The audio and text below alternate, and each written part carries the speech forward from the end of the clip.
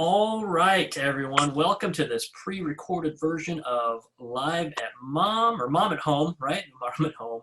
My name is BJ Morgan. I'm the Museum of Making Music's marketing manager. And today we are joined by Mr. Bill, our visitor services manager at the Museum of Making Music. And he has brought along a very special guest today. I will let him do the introductions. All right, guys, take it away. Thanks, BJ. We are live recorded now. Sarah Rogo, welcome to Mom at Home. We are so very fortunate, very thankful to have you here with us today. Welcome. Thank you, Bill. Thanks for having me. Well, when we were thinking, what area have not we addressed yet? Songwriting came to mind, and immediately you followed. So I'm so glad you have time for us this afternoon. Now, you and I met. I don't know, 2 or 3 years ago here in Carlsbad. And it was so cool because you were strolling down the street and you had a Martin Dreadnought slung over your shoulder. Mm-hmm. When I see somebody walking down the street with a guitar, of course, I have to stop them and talk shop. And it was a nice guitar, too. it sure is. And you were so gracious. You stopped, you set your guitar down, you opened it up, said, pull it out and play it. So I knew you were a kindred spirit and a wonderful musician right off the bat. Now, sorry, you told me you did not grow up here in California. Is that correct? Yeah, that's true. I grew up in Connecticut, New York area. Okay. So what made us so fortunate here in California to have you come west and join us here? Sun, mostly. Sun, and I was particularly drawn to the aspect of Los Angeles because there's so many different kind of industries within an industry. So even within music itself, there's music for TV and film. I mean, you can be an artist and have your own band, but you can also explore a lot of different avenues like writing music for TV or film and just be around, if you have to get a job as a barista, you're serving coffee to Warner Brothers executives or, Netflix music supervisors or something. Like, you never know who's around you in Los Angeles, and you just meet the most amazing, like-minded individuals. So That's absolutely true. You're right in the pocket of all that creativity, songwriting, motion pictures, television. There's so many opportunities for you there. And yeah, you can be talking to the head of Warner Brothers, Netflix, or whomever when you're out and about. So I think you made the right choice. And of course, we have a pretty gorgeous coastline here, and I believe you're a surfer, so that might have had something to do with it. Yep, definitely. Cool. Well, let's get to your musical background. I know you play guitar. You also play saxophone. How far back are we talking in your life, Sarah? When did you first sort of catch the vibe? It's interesting with music. It was something that was always just there within me. I didn't have a lot of people around me. Like, my family didn't really play much music. I kind of just picked it up intuitively. So pretty much from the very beginning, it was funny. I actually consider myself a songwriter first over anything and a composer, because I would, even though I didn't know how to play instruments, I would write songs and compose on little pianos. Or when I started to play recorder in school, I learned the whole book in an hour. And then I started to compose little pieces. I called them my compositions, because I listened to classical music when I was younger. I called them my compositions on the recorder. And I would just write actual songs on the recorder, and basically I started to pick up instruments so I could write songs. So music has been with me naturally. It wasn't even kind of without any question. I just did it. So it was in you from the beginning, and just waiting to be tapped and Yeah. released, right? Mm-hmm. That's a wonderful feeling. And when you do have that opportunity and those outlets, those avenues to let it flow out of you, not only does that give you the satisfaction of, I'm sharing something that's from deep within my soul with the world, but I really think it also kind of triggers more and more outflow of songwriting.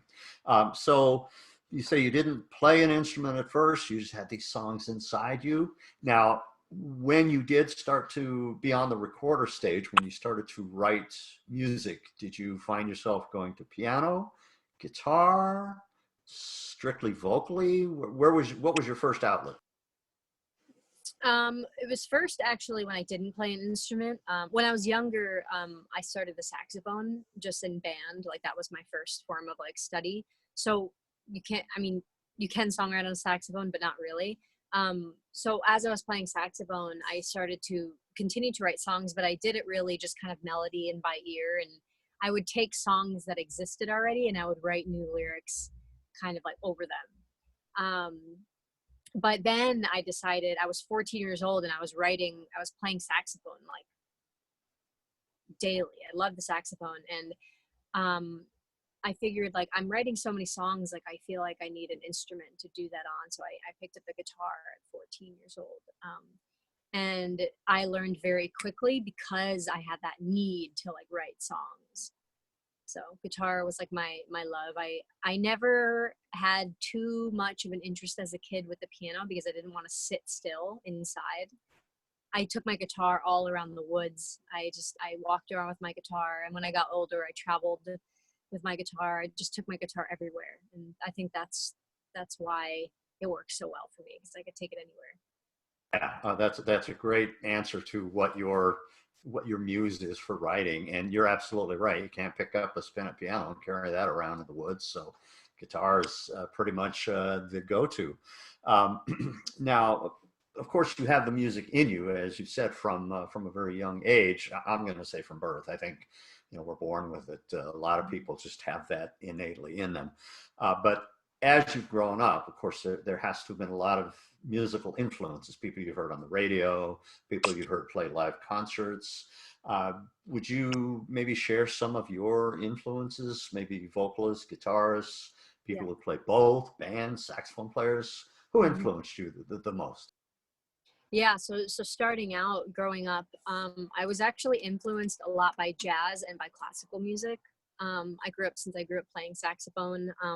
That was kind of like my world, listening and transcribing and playing a lot of jazz. And then classical, I also started to play the bassoon as well, just for fun because I thought it sounded funny, like the name of the instrument sounded funny, and our orchestra leader, um, the Connecticut like symphony orchestra or something like needed a bassoon player. And I was like, I feel like I can learn the bassoon and be a part of the Connecticut Symphony Orchestra. And I did, just because I like to challenge myself. And I know this is not about songwriting, but um, I would always forego like lunch hour, like to go hang out at lunch and my study halls and stuff. And I'd go into the janitor's closet and play my instruments and write songs and stuff like that. So they were my best friends. I spent a lot of time with them. So anyway, I was influenced by a lot of classical music and jazz. And I think that helps me a lot as a songwriter of many styles because of the melodies and the knowledge and the intuitiveness about harmony and how it all kind of locks together. So it kind of gave me a very rich palette to kind of work from. And when I got to high school, I continued with the jazz and the classical and stuff, but I found Bob Dylan and I got very into Bob Dylan. And I think that was the moment I realized I really wanted to write songs that stood for something. And that really meant something, not just like a journal, like, oh, the grass is green, my dog is cute, I have a crush on this boy. I was like, I listened to Bob Dylan and it completely blew my mind. Like his songs were just so moving. He spoke to that like rebel within me. Um, and I fell in love with Bob Dylan. And that was probably my biggest influence. And then moving forward, I studied at Berklee College of Music, and I ended up taking guitar lessons from this artist in resident named Paul Rochelle, and Woody Mann as well. They're two like country blues, Delta ragtime type players. So then I got influenced by that. Got it. Wow, that is like such a treasure trove of answers right there. You mentioned Bob Dylan. Absolutely. Bob Dylan, Pete Seeger, Woody Guthrie, people that wrote songs about really the American condition at their time, right? They were addressing issues. They weren't, as you say, just saying, oh, I love my life. I want to pick some flowers today, which is great. Those are beautiful, lovely songs as well. Mm-hmm. But they really were part of this I don't know, this movement that just steamrolled into the consciousness of this country and really changed a lot of the direction that we were going in. Maybe in terms of the youth, we talk about this actually in the museum quite a bit when we're working with volunteers and talking about, you know, music, sort of American popular music history. There was that era in the 60s where it was really more about, let's just be complacent. It was, no, we see some things that we think need to be changed, and we're going to make those changes happen. To me, it's so refreshing that somebody of your generation caught that wave and realized, yeah, this is important to address as well. I'm going to go back a little further too, because you mentioned the bassoon. You said you kind of dug it because it had a funny name, right? Interesting you should say that, because the bassoon, really, if you listen to orchestral music, is called upon to play the sort of comical, Yeah. clownish lines here and there, right? The funny stuff. Yeah. And you also mentioned the intertwining of all the different instruments in orchestral music. And it's so wonderful that you have that as an influence in what you do now. Yeah. People say that Bach was the original jazzer, you know, his 2-part, 4-part inventions. He was just kind of blowing changes off the top of his head and improvising. Yeah, and I also need to know and kind of throw a little kudos to you guys, because I would not be who I am today without my school's music program. I grew up, my family didn't really care for music too much. They didn't listen to music a lot. Like all my music really came from my school's music program and just music education. That was kind of like outside my household. The library was a big part of my life, the CDs at the library and stuff. So I just want to give a big kudos to you guys at Museum of Making Music and NAMM Foundation, all that stuff, for just like fighting for education for music, because I even feel like a little like emotional talking about it, because it's so important to feed the world that way. I would not be a musician probably if I didn't have my school's music program. So. Absolutely true. And that fight goes on. I don't want to say fight, that crusade goes on, and it will forever. I mean, study after study shows how important Yeah. music education is. And as you were saying that, it sort of gave me a nice warm feeling. It reminded me of when we had our Dreadnought exhibit a few years ago, and you came in and you played for the VIP breakfast. And then you were also jamming with, it was either Chris Martin or Dick Boak. Do you remember? Well, they're both there. Oh, Dick Boak. It was Dick Boak. Yeah. That was awesome. You Yeah, know, there you were playing with the big dogs right there, right off the bat. That was wonderful. So let me steer it back into songwriting. I mean, I could talk about all of these elements all day long, as I kind of think you could too. But now, when all right, you get an inspiration to a song, you pick up a guitar. Do you sometimes find that, wow, this guitar isn't really taking me in the direction I am thinking up here? How does that process work for you? Yeah. Instrumentation, or just using even certain technology as a tool for songwriting, is really important. So when me personally, my journey of songwriting, I am mostly a guitar player. But sometimes, so I'll write on guitar sometimes, and I'll talk about that in just a second, or I'll write with music production. Like I'll go on GarageBand or Pro Tools or something, and I'll build a track like that. Or I'll use a looper pedal for my guitar and create a groove, and that way I can put down my guitar and put something out. But even just in the guitar realm, there's so much that goes into picking the instrument that I'm kind of want to have for an idea. I'm a guitar nerd, a guitar nut. So like, for instance, like in my hand, I have this classical nylon string guitar. I might be playing something like soft or like groovy, a little bit Latin-y. I am a big enthusiast of resonator guitars and slide guitar. So obviously, like I play a lot of blues music.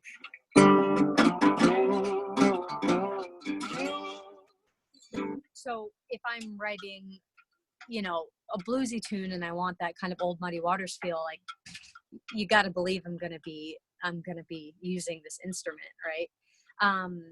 Or I'll use like a darker tone wood for my song if I'm using like a Gibson guitar. So there's a lot of different things that I could use for songwriting. And then even within guitar, there's tunings for the guitar. I tune my guitar all up and down, open tunings, standard tunings, it's really endless. And I haven't even begun to touch on the piano yet. So it's just like the world is your oyster when it comes to songwriting and getting inspired. I have more to say on it, but I want to turn it back to you to see how you want to direct me, because I could talk about this for forever. Well, I was going to let you talk about it forever because I feel like I take up too much time, but I think you kind of answered one of my questions. It almost sounds like there really isn't one particular instrument that you say that's my go-to. It really is a matter of where the muse is taking you. Yes.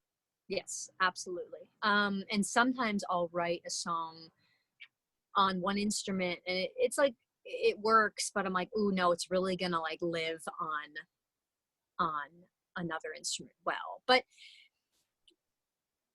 and there's different types of songwriting, right? There's like punk music, or there's like blues music. Ultimately speaking, there are no rules in songwriting. But if you want to write one of those chart hitting amazing songs, doesn't matter the genre, my personal belief is that if you can sing that song a cappella without a guitar, without an instrument, like just snapping your fingers or something, and it's a good song, to me that's like the mark of something really special. And that's why I would give the advice for people who feel like they're limited on their instrument, not to worry. You can be just as good, if not a better songwriter as somebody who's so prolific, because sometimes people who are prolific on their instruments actually are in their heads too much about it. So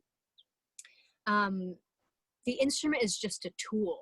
It's not a song itself, just as with production. That's a quotable line right there. The instrument is just a tool. It's not the song itself, and that's very true. So really, what you're advising aspiring songwriters, whether they're young, middle-aged, or old, is let the song come out of you first, and it can be applied to an instrument after the fact. Yeah, and I think, oftentimes I'm inspired by my guitar. Oftentimes a song will come because I'm grooving out on my instrument. Oftentimes what will happen, I'll be grooving out on my guitar or something, and I'll get kind of like a melodic or a riff idea, and then like a lyric idea, and then I'll put the guitar down, and then I'll sit with it.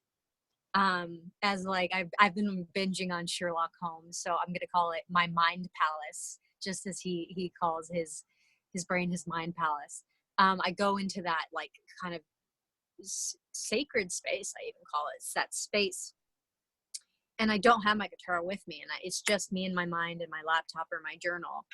And I don't pick up my guitar too quickly, because that can box me in a little bit. I like to work with like the structure of the song, the lyric, the rhyme, melody, all that stuff before I have the guitar, because the guitar, like I said, is just the tool and not the song itself. Right. Okay.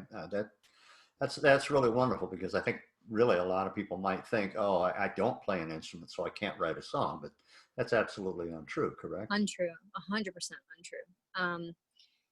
That's the great thing about songwriting. I mean, I started songwriting not really knowing an instrument. I just would sing what I was feeling or what I was writing about. So that's just a huge myth that needs to be debunked, is that you have to play an instrument in order to write a song. If you have a voice, you can write a song. Good. Okay. Well, let the world take note. That really is very sage advice. And I know some songwriters who are really bad singers, and they admit it. They're like, they're chart topping songwriters in Nashville. They write songs for people or with people. They're Right. like mediocre music, kind of instrumentalists, and not good singers, but like they know how to write a song. And in fact, really I would say prior to the explosion of bands like the Beatles, the singer-songwriter or the band that wrote their own material was pretty rare. It was it was a given. I mean, back in the Tin Pan Alley days, the songwriters would pound out the songs, they'd get them out there, and the singers, the so-called artists, would take them and make them hits. So yeah, what you're saying is very true. It's true back then. It's just as true now. It's just that we are surrounded by, we have a world full of artists such as yourselves who do write, sing, and play. Yeah. Um, okay, I'm going to ask probably the age-old question. You've probably been asked this over and over again, but do you find that lyrics precede melody, or do you get a melody in your head that begets some lyrics?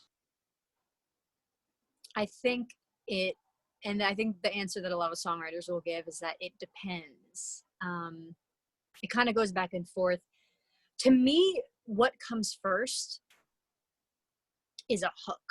So whether that's a groove or whether that's a really catchy kind of melody, or whether it's a lyric line, sometimes they come all at once, like in the hook. Like I get a melody that's attached to a hook. Sometimes, like a great example is a song I wrote a while ago. I don't play it a lot these days, but a song I really love that I wrote a while ago. I was tired in the morning and I have an electric toothbrush. This was like years ago, and it goes like one tone. And I started to like sing over that drone as I was brushing my teeth. And I kind of came up with the title track for like my first album, Brushing My Teeth. And it's a very like spiritual song too. So it's like, like I was just brushing my teeth, and but it was a melody. Whereas, like it comes from little inspirations that are like identifying as like, ooh, there's something special there. There's a gem. Even how, Bill, you pointed out, you're like, oh, wow, that's a good quote. Like the guitar is a tool and not the song itself. My mind is automatically going to the place of the songwriter saying like, well, I can use that theory to come up with like a hook for a song. Like, for instance, it's like I talking to like your lover in a song. I love you, but you are not love itself. So everything as a songwriter that when you walk through the world, everything is inspiration. And your mind and ears have to be peeled in order to find that beauty. You can't just sit down and say, I'm writing a song now. Every day that you're walking through the world, you're writing a song. You're writing a song in every moment. You just have to kind of remember that and tune yourself up as a spiritual being. And I don't necessarily mean church or anything dogmatic, but just a spiritual, all-encompassing being, because a songwriter is just so much more than a musician.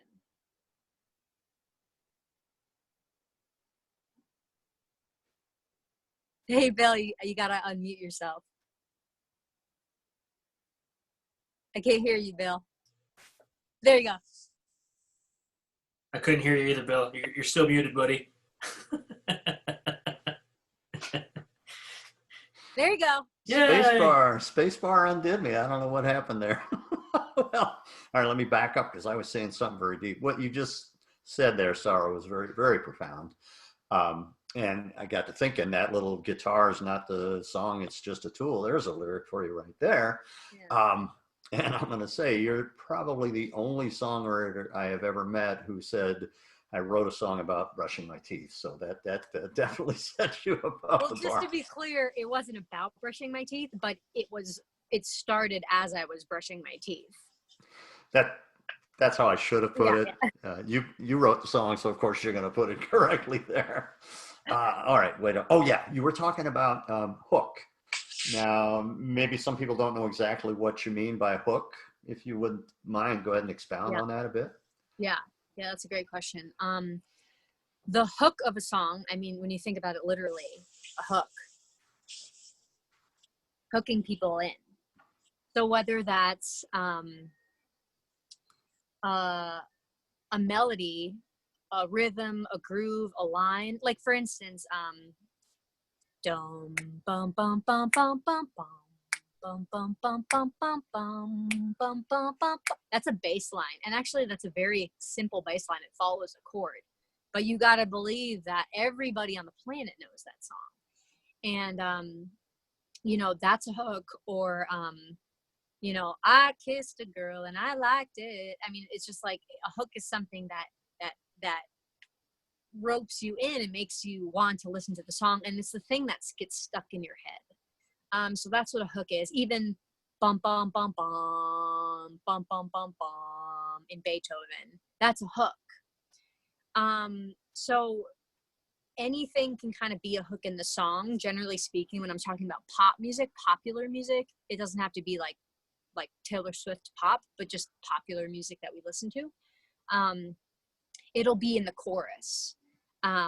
You know, it's your chorus is like your grounding point for the song. It's the message of the song, and it's the part that everybody is going to be singing along to. Obviously, there's different forms of songwriting, but that's kind of the most common one in popular music. So the hook is basically what hooks people in and gets people singing it over and over again. Got it. So the hook is the part of the song that we remember, really. Yeah. So it's often very simple. Right. It could be, like you say, just a simple little bass line, just something that pulls you in. And the minute you hear that song on the radio or wherever you hear it these days, that's the hook. And I think I've heard it said, and I believe it's true, most people remember the chorus or the hook of a song and not necessarily the verses, right? I mean, yeah, that's what they say. It depends on the listener and depends on who you are, but I think that's a general kind of true thing. The true thing to say is that, you know, the chorus is what the listeners hold on to. You know what I mean? Right. Yeah, that's what makes that song identifiable, and it gets inside them and makes them want to hear that song. Interesting, because as a jazz player, I'm sure you're familiar with the real book, and the real book, I'd say, well, I don't know, majority, most, I'm not sure, but a lot of the songs in the real book, to me, from my experience, are like right there playing off the chorus. You might not even have the verse included. It's the part of the song that people remember. So, I mean, the Great American Songbook, the real book comes from the Great American Songbook, and if I'm sure we can link some kind of resources to learn about the Great American Songbook. In fact, there could be a whole class taught about that, and there are. But that's the original songwriting. I mean, the songs that come from like kind of theater that the jazz, all the jazz heads would take and make into jazz standards. But, you know, all of me, why not take all of me? I mean, it's just filled with not only such good lyrics, but incredible melody. Those songs stand on their own. They don't need to rely on cool hit production for them to be good. They're just really good songs. Yeah, the composers, lyricists of those songs really understood the craft of songwriting, I think. George and Ira Gershwin come to mind, so many of the great musical composers.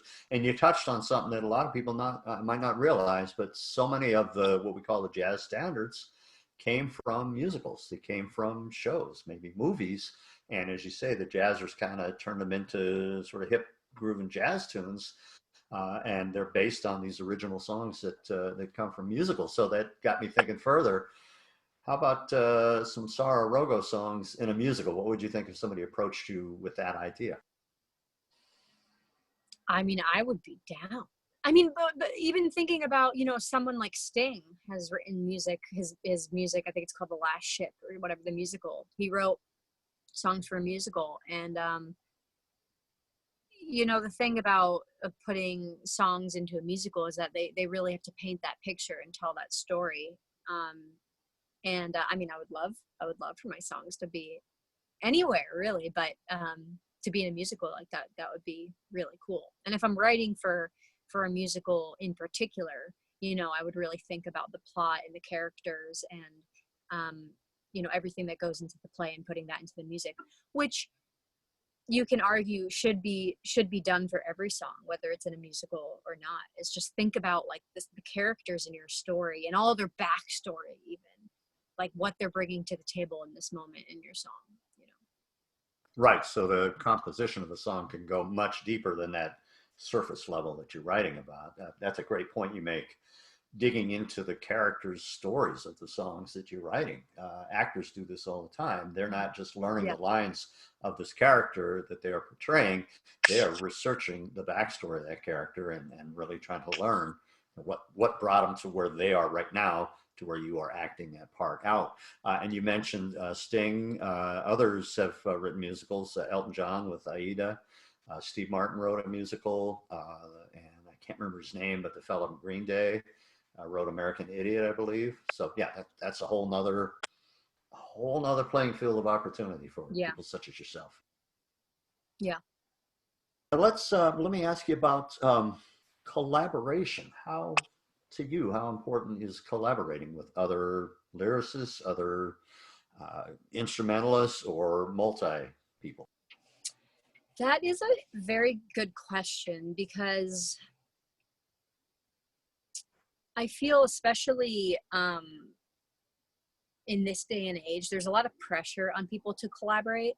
And I'm actually quite picky about who I collaborate, but for no other reason other than it just being an energetic thing. Me feeling like you're on the same like wavelength as somebody to get a song really going.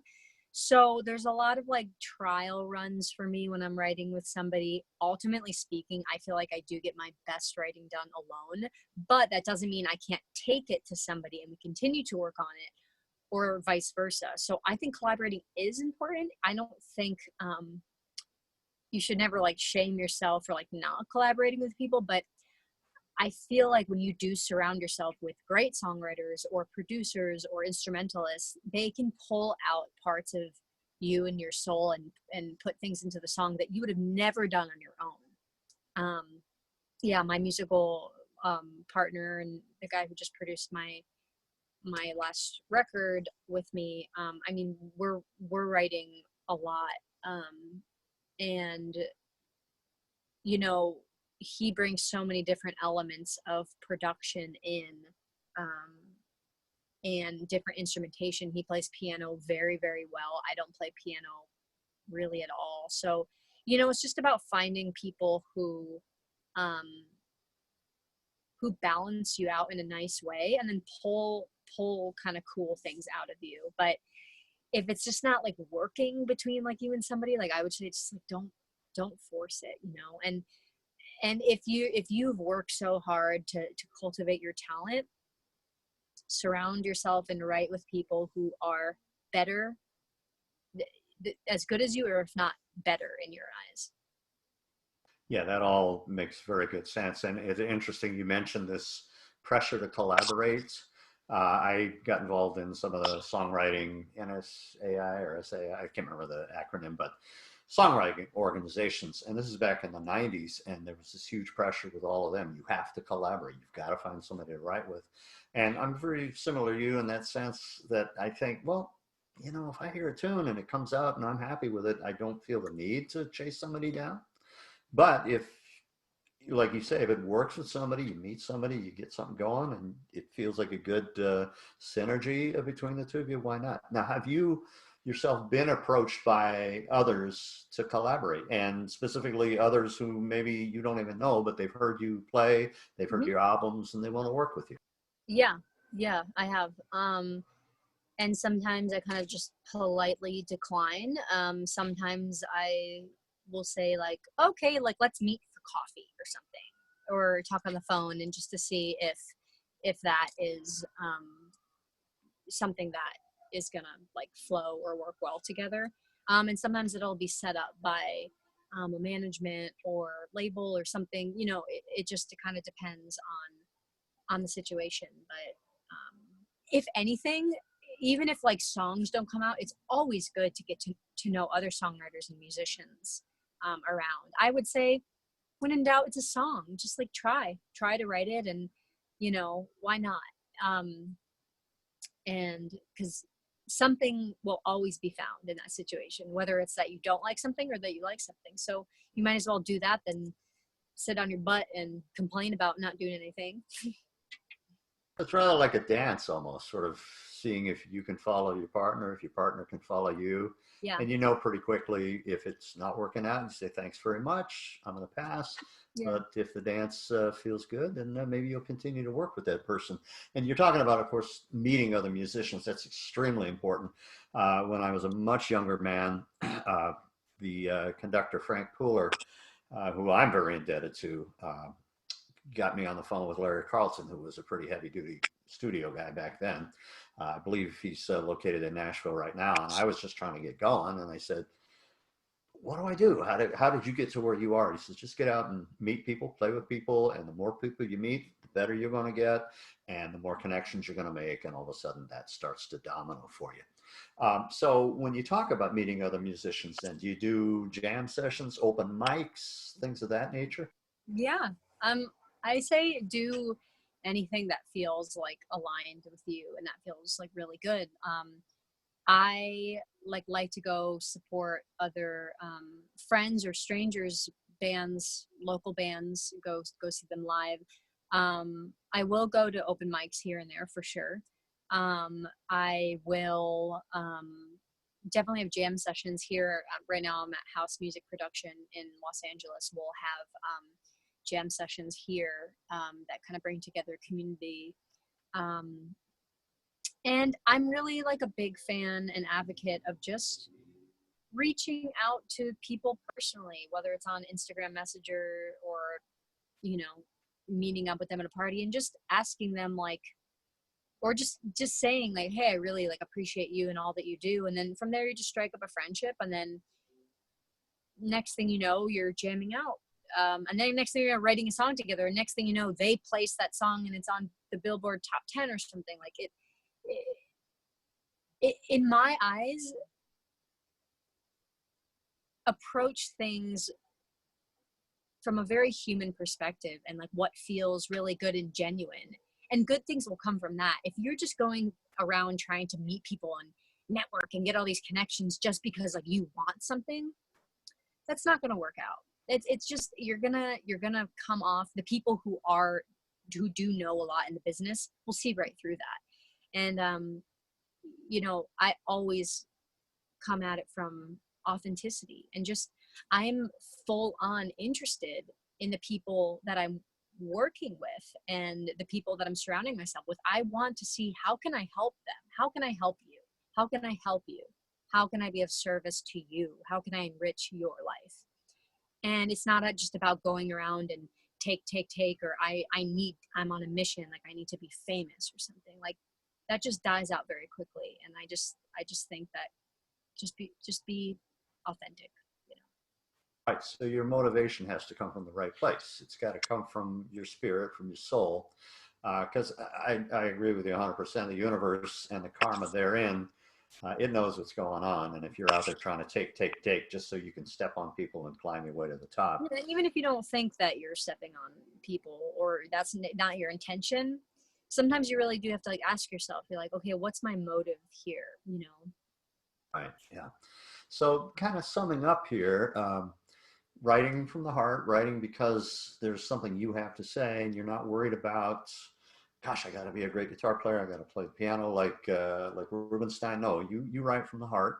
You meet people and you are genuine and you're interested in their story, really more so than your own, so that they realize you're pure. And get out and meet people. Get out and meet other players, other lyricists, other singers, songwriters, and just sort of infuse yourself in that world. And that Yes. served you well. Yeah.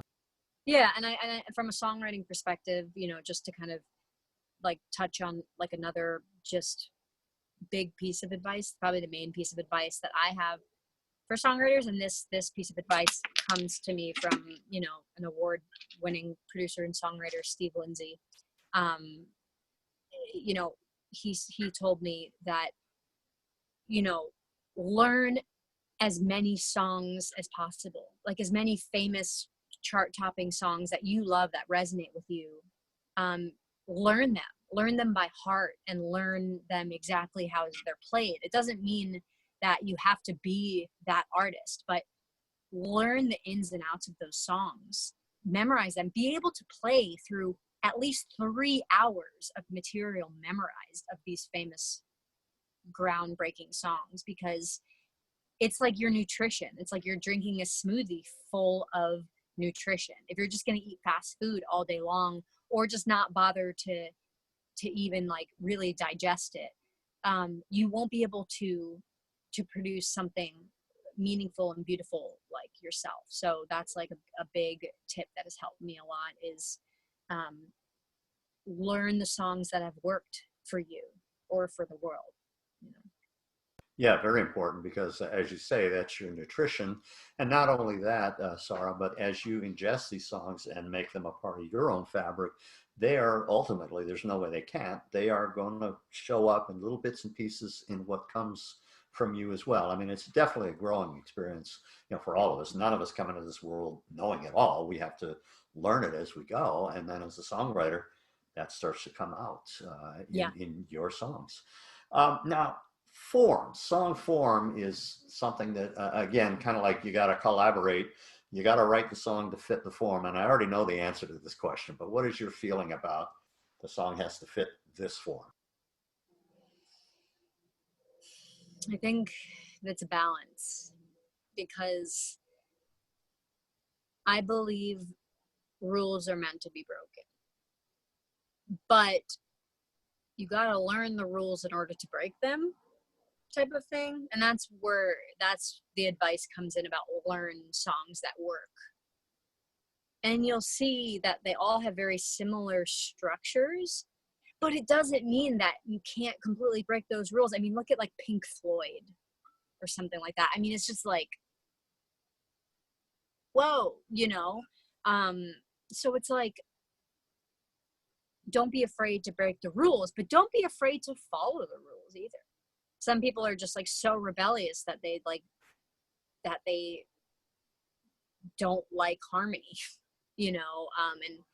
and music is all about harmony, so to speak, like resolving and tension, release, and moving something in people.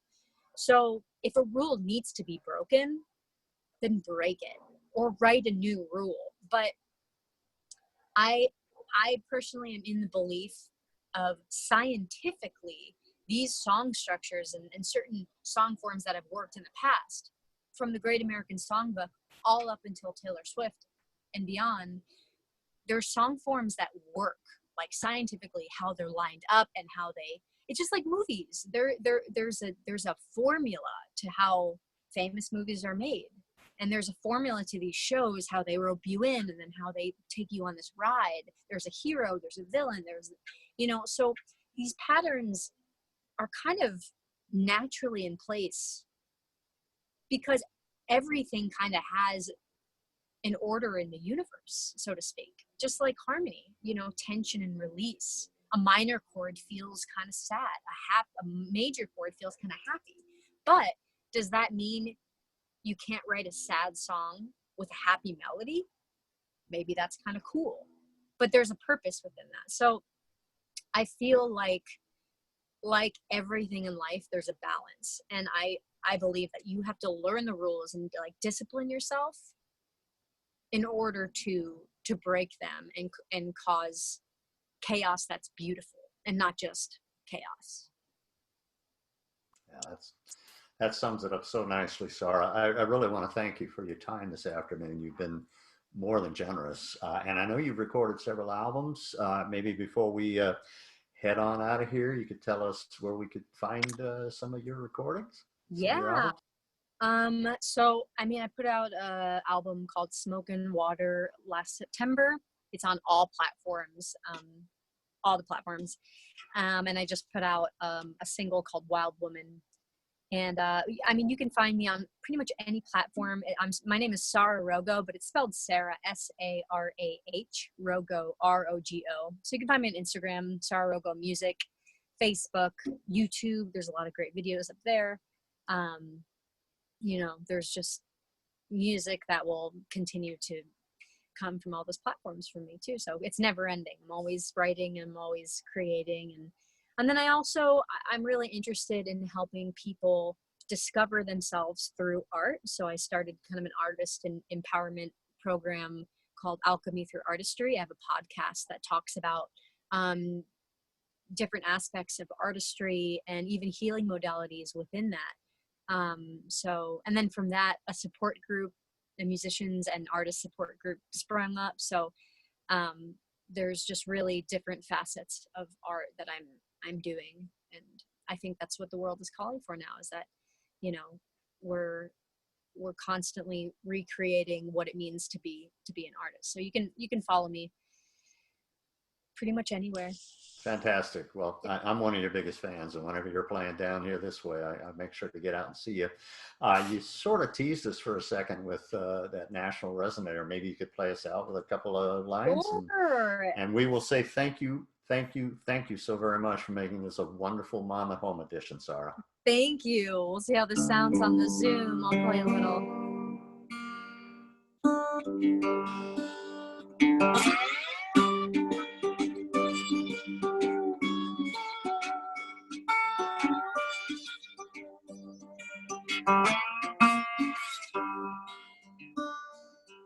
Sand and winds are blowing, knocking on my own front door. Sheriff comes, says I gotta go. I back it up and leave, I say no more. I see smoke and water, ash and sand, waves are turning, land is burning, force of God destroying the land.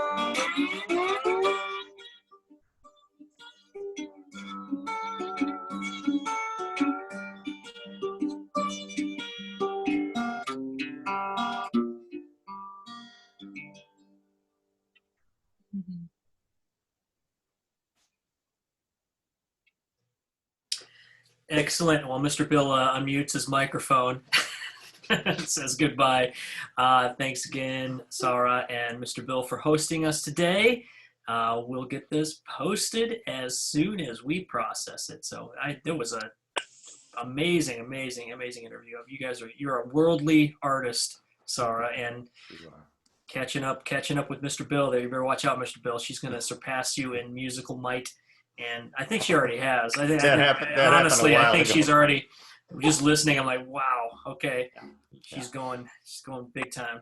That happened a while ago, BJ. It's their world. I'm just living in it now. Yep. Nothing compares. All right, guys, take care. I will edit this video down, and we'll post it when we can. Awesome. Yeah. Thank you. All right. Bye-bye. Bye.